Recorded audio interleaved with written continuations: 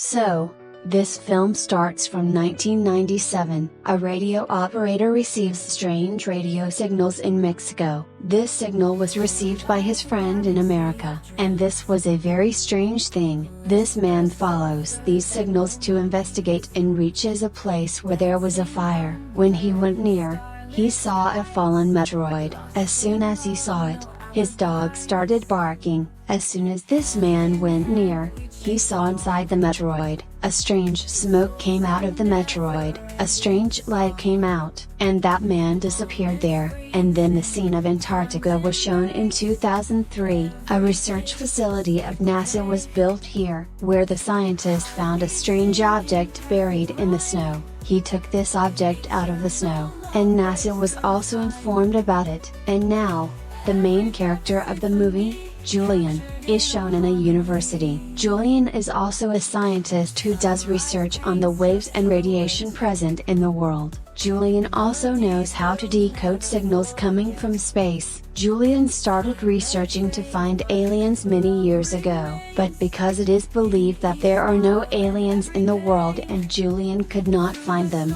so Julian's failed project ruined his career. And now he is working as a professor. As soon as the lecture is over, the principal calls him to his office, and he is informed that these people are receiving a very strange signal these days. To research it, Julian was being sent to NASA's research facility, and Julian was very happy to get such a job after so many years. It is shown that Julian has already started researching on that signal. Looking at the voice print of the signal, Julian realized that this signal does not belong to our Earth, and neither is it related to our Earth. He also found out that this signal is very strong and powerful. It was also right after that because this signal was received in many other countries besides America, and Julian was not aware of it. The situation was a bit critical, so the government and NASA are planning to do research on it as soon as possible. But now it is shown that Julian has left for the research facility. Due to snowstorms in Antarctica, his plane is very difficult to land. Julian goes inside the underground research facility, which was shaking badly. Here, his co-worker Nayla received him, and she told him that because it is underground, so as soon as the tectonic plates shake, there is a lot of turbulence here. But we are not in danger of this. Later on, he met another professor named Alexei, who was the head here. These people took him to the object that they found under the ground, from where they felt that signals were coming. Julian went to that object, and as soon as he touched the object, he started getting some vibrations and the current ran in his hand, which made him know that there is some kind of power in this object. Now he was seeing that a hair-like creature named Kate came here, and we came to know that Kate was his ex-wife. Anyway, Kate now shows him his room. Despite coming here, Julian was feeling as if there was a current running in his hand. Anyway,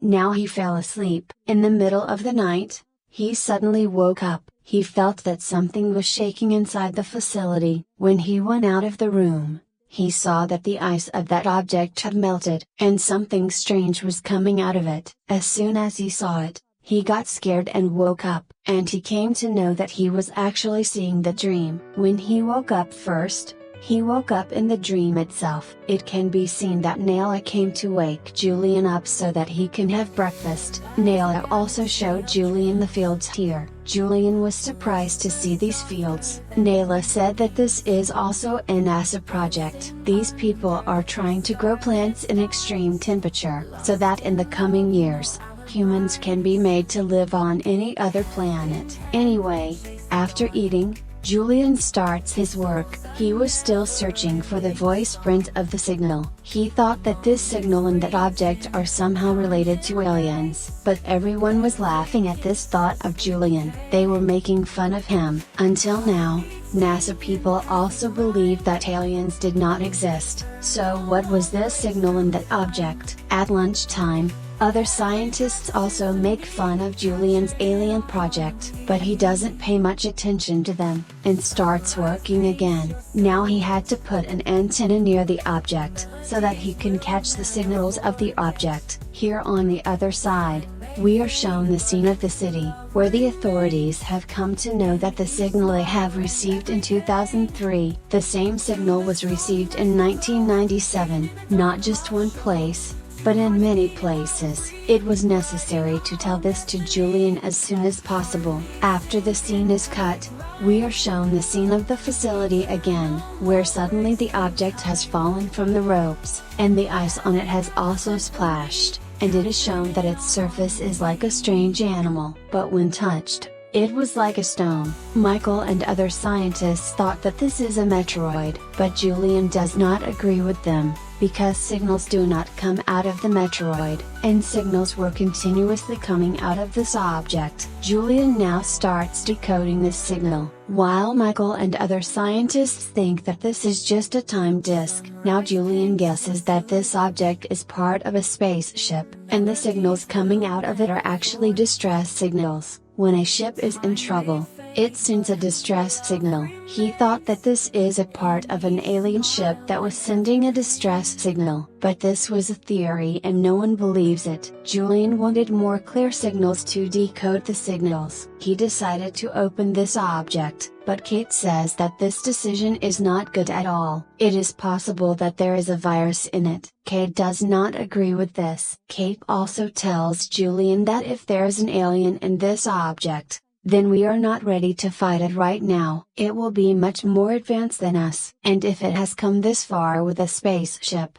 then understand that our technology is nothing in front of it. Anyway, Kate's points are also kept in mind. But despite that, all the scientists decide to open this object. This object is started to cut, and because of cutting, a piece of the object breaks and falls. When Professor Legsy picks it up, looking at it carefully, he tells Kate that this is not a meteoroid. This is a material made of solid carbon, which is not found in the world. It can be made by itself. Here it is seen that when Julian was in his room, Nayla came to him. Nayla started asking him about the code of the signals and about the voice print. As Julian gave him some hints, Nayla started thinking that this is like a puzzle game. To solve it, she gave Julian some hints. And following her idea, when Julian started decoding them, he soon reached the real message. The real message was, "Don't open it." As soon as he saw this,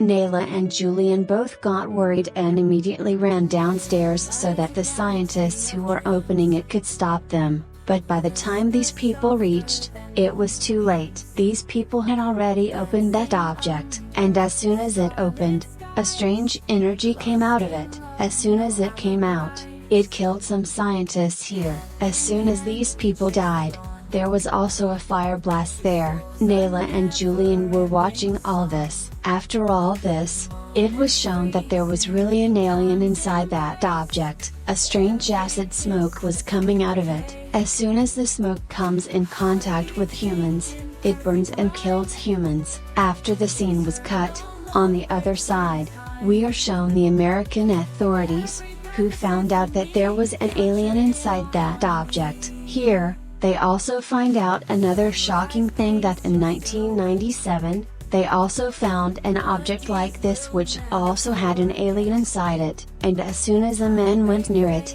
he was infected and killed. This clearly means that whatever it is dangerous for humans. And if this thing went inside that facility, then assume that all the scientists present there would have been infected by it. And if it comes out, it can prove dangerous for humans. So they decided that they will destroy that facility. When the people inside the facility got to know about this, they were very scared. These people were not able to understand how the authorities could decide to kill such big scientists. These people were doing their job to save the world. Julian and all the people decided that they will leave this facility, but because of the storm, it was foolish to take off the flight from here. If these people had left this sealed facility, they would have died because of the weather. No one understood what to do. Then Julian advised everyone that we should die to save the world. But here another scientist was not ready to sacrifice himself. Now they were saying that Julian noticed that the alien was not visible in the cameras, and this could prove dangerous for them. Julian immediately went to find that alien, and he found the alien that was hiding from him. Julian immediately put his torch aside to show the alien that he did not want to harm the alien. Understanding his words,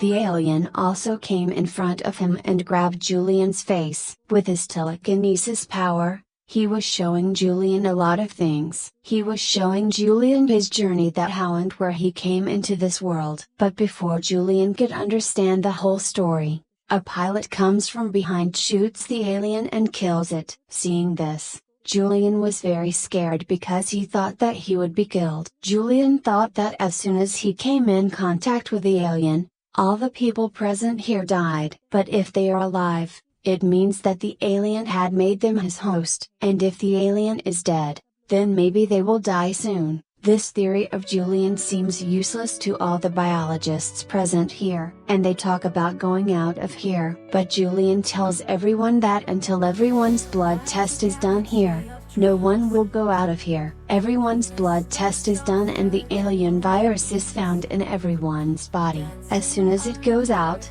it kills everyone. He did not harm these people because he had made their body his host. According to Julian, the gate here changes the entire code of the entrance so that no one can go out of here. It was seen here that within 18 minutes, the soldiers were about to blast this place. However, the scientist was not ready to give up his life. He got up and put the pilot in his arms. He created a fighting atmosphere here, and as soon as he saw the opportunity, he tried to run away from the back door. As soon as they passed the fields, all the plants next to them died. Seeing this, the pilot realized that he too has become toxic like an alien, and if he goes out, he will kill his own people. Julian could not be selfish to put everyone in danger to save his life, so he decided to go out. Seeing his decision, the scientist got angry and the scientist shot him. As soon as Julian got the news that the scientist was trying to run away from here,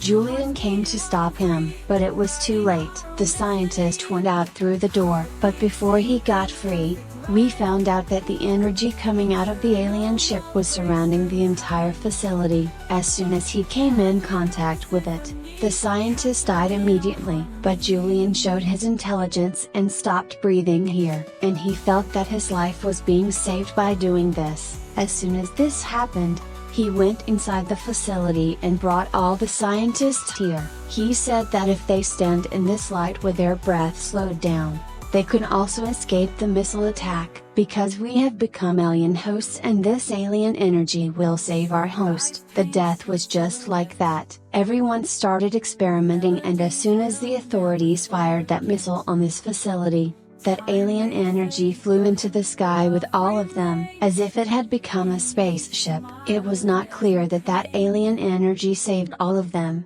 and it is possible that now it will take them to its planet. And just by showing this spaceship, these stories end here.